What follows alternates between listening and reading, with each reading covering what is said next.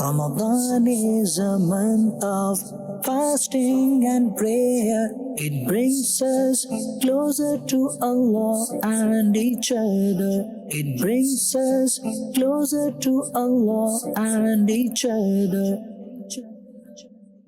Alhamdulillahi Rabbil Alameen. والصلاة والسلام على سيد الأنبياء والمرسلين أما بعد فأعوذ بالله من الشيطان الرجيم بسم الله الرحمن الرحيم الصلاة والسلام عليك يا رسول الله وعلى آلك وأصحابك يا حبيب الله الصلاة والسلام عليك يا نبي الله وعلى آلك وأصحابك يا نور الله. The Prophet of mankind, the peace of our heart and mind, the most generous and kind sallallahu ta'ala alayhi wa alihi wasallam has stated, the one who recites salawat upon me 50 times in a day, I will shake hands with him on the day of judgment.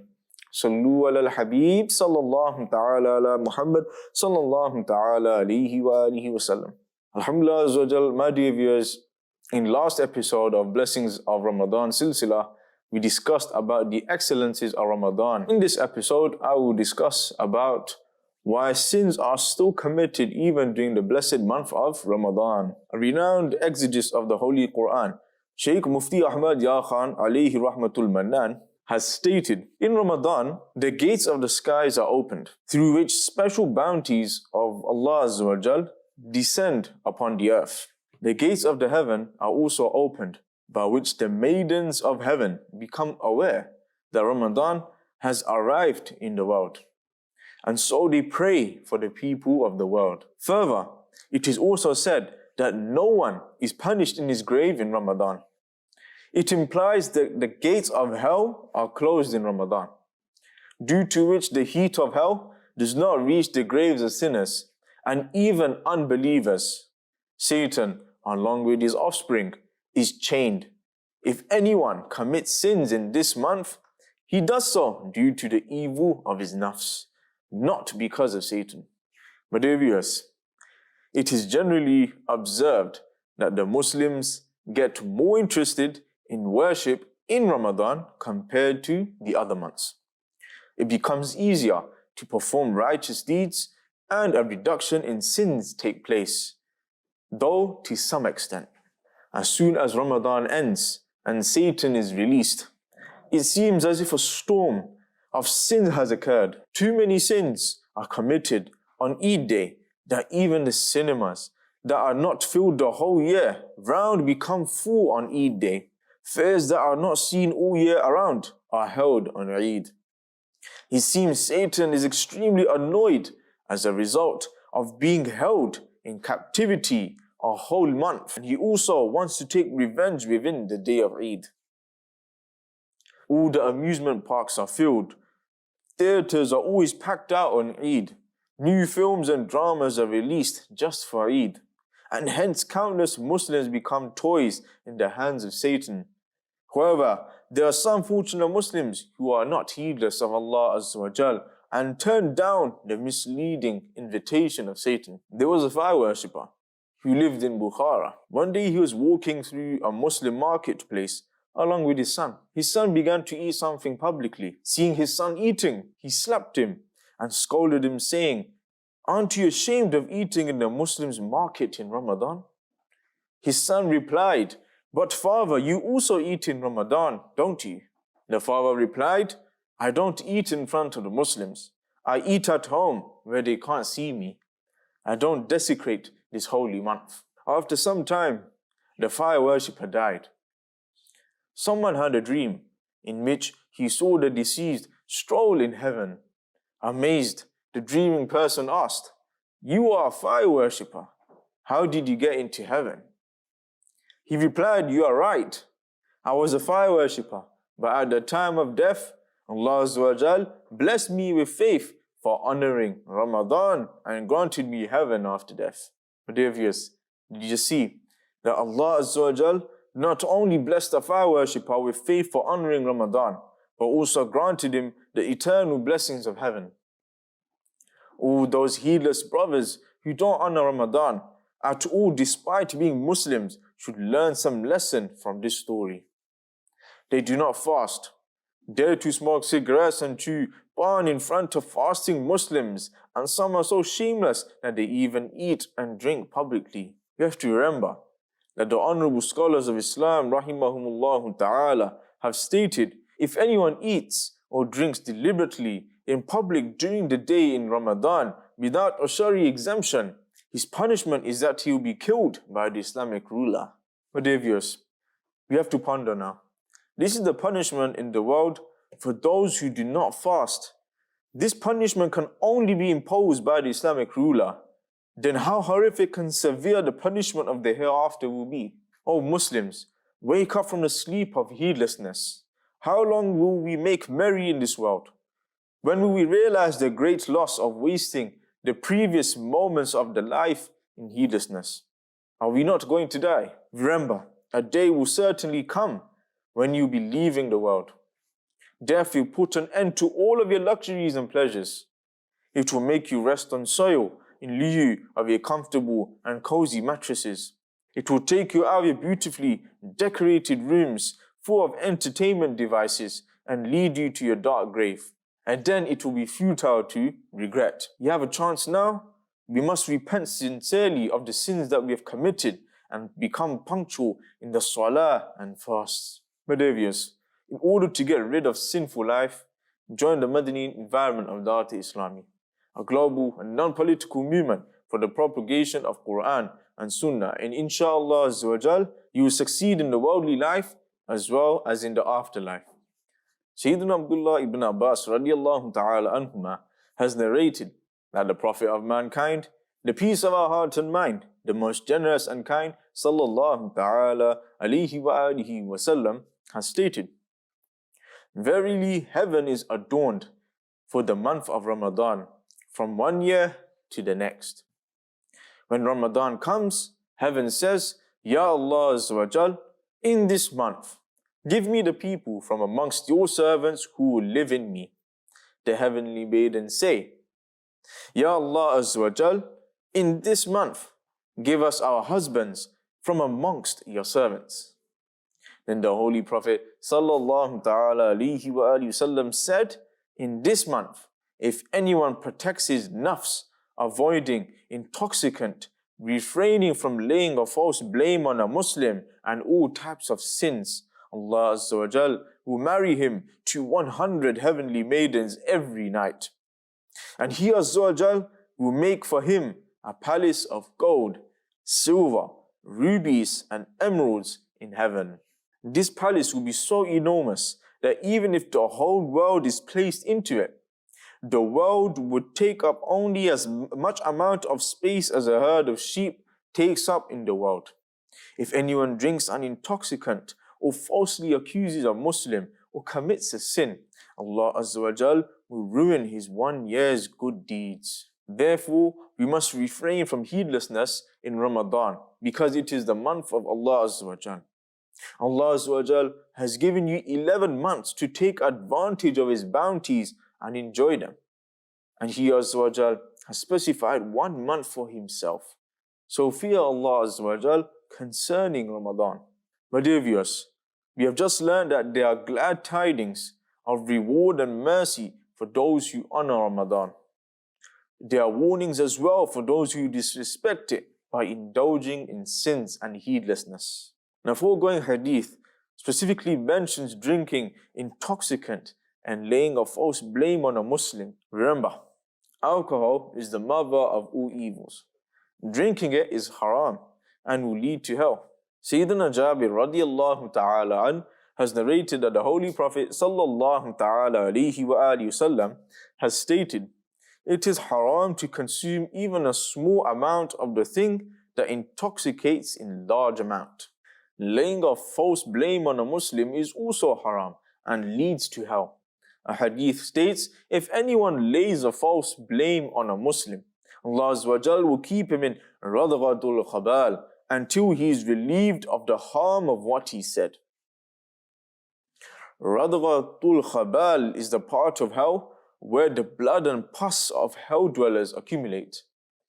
Commenting on the part of the hadith, until he is relieved of the harm of what he said, Shah Abdul Haq Muhaddis Dihlvi rahmatullahi ta'ala alayh has stated, it implies that he will be cleansed of this sin either by repenting of it or by suffering its punishment. Sayyidatuna Hani radiallahu ta'ala anha has narrated that the beloved and blessed Rasul sallallahu ta'ala alayhi wa alihi wasallam warned, "My ummah will not be disgraced as long as it fulfills the rites of Ramadan." He sallallahu ta'ala alayhi wa alihi wasallam was asked as to what was meant by the disgrace of ummah in this matter. He sallallahu ta'ala alayhi wa alihi wasallam replied, "Committing sins in this month." He sallallahu ta'ala alayhi wa alihi wasallam has further stated, "If anyone fornicates or drinks alcohol in this month, Allah Azza wa Jal and all His angels curse him. If he dies before the next Ramadan, he will not have a single virtue to save him from the fire of hell." So fear Allah Azza wa Jal concerning Ramadan, as the reward of good deeds is increased in this month compared to other months. The severity of sins also increases. My dear viewers, you must tremble with fear. Don't waste the blessed moments of Ramadan in sinful activities. As rewards for virtuous actions are increased in this month, the nuisance of sins is also increased.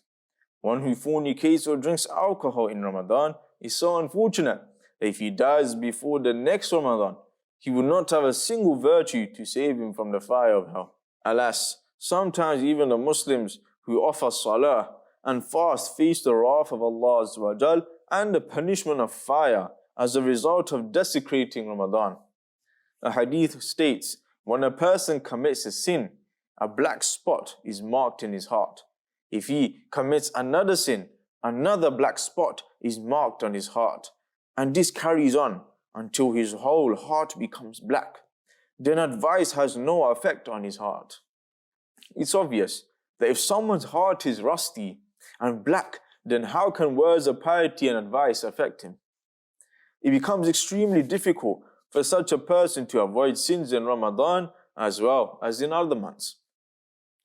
And then he finds it hard to perform good deeds. If somehow he does manage to occupy himself in acts of piety, he does not enjoy himself carrying them out and tries to find the ways to avoid the Sunnah-inspiring Madani environment. His nafs makes him have long hopes and he becomes heedless and eventually dissociates himself from the Madani environment. Such a person wastes the blessed moments of Ramadan in various sins and thereby ruins these sacred and blessed moments. It is absolutely vital to treat this blackness of the heart. An extremely effective treatment is to become the disciple of a perfect murshid.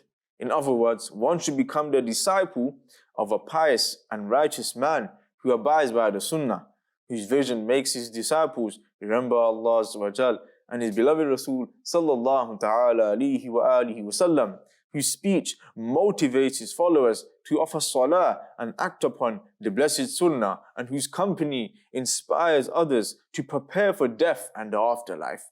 If one is fortunate enough to find such a competent murshid, then his blackness of the heart will certainly be cured, inshaAllah Azza wa Jal.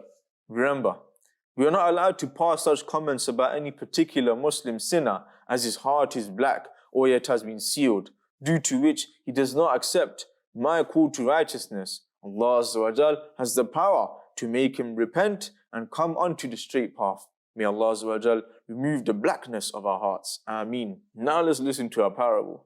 Once Amir al-Mu'mineen Sayyidina Ali, karramallahu ta'ala wajhahu al-kareem, went to a cemetery in Kufa to visit the graves. Seeing a newly prepared grave, he radiallahu ta'ala an desired to get to know of its internal state. So he radiallahu ta'ala an implored Allah Azza wa Jal humbly, Ya Allah Azza wa Jal, reveal to me the condition of the deceased buried in this grave. Immediately, all the veils between him and the deceased were lifted. What he saw was a horrific scene. The deceased was being burnt in fire and screaming out for help from Sayyidina Ali radiallahu ta'ala an. Ya Ali, ana ghariqun fin nar wa hariqun fin nar. Oh Ali, I am drowned in fire and I am burning in fire. The dreadful scene of the grave and the screams of the deceased person saddened Sayyidina Ali Karramallahu ta'ala wajhahul kareem. He lifted his hands in the court of his merciful Allah Azza wa Jal and began to pray with utmost humility for the forgiveness of the deceased person. A voice from the ghaib echoed, "O Ali, do not intercede for him as you used to disrespect Ramadan. In spite of fasting, he did not refrain from committing sins even in Ramadan. He used to fast during the day, but would indulge in sins at night." Listening to this voice, Sayyidina Ali Karramallahu ta'ala wajhahul kareem became even more sad.